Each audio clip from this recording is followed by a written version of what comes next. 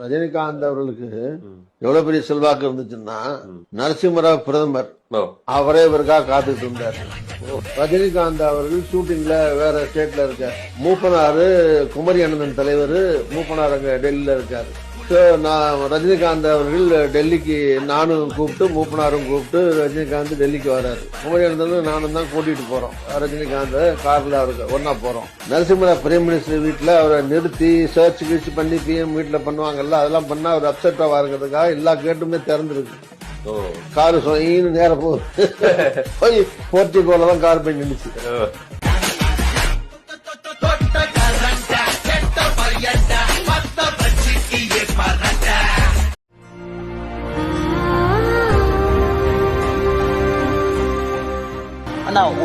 ரஜினி சாரை நான் அடிக்கடி பார்ப்பேன்.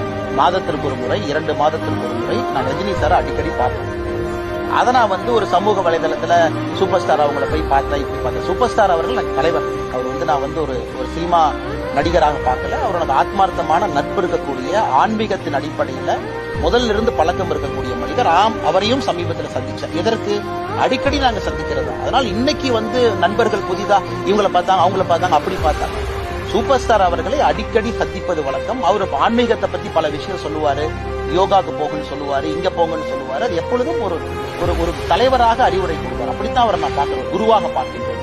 அதனால அவரை தயவு செய்து அரசியல் களத்துக்கு இழுத்துட்டு அவரை போய் பார்த்தாங்க, இவங்களை போய் பார்த்தாங்க.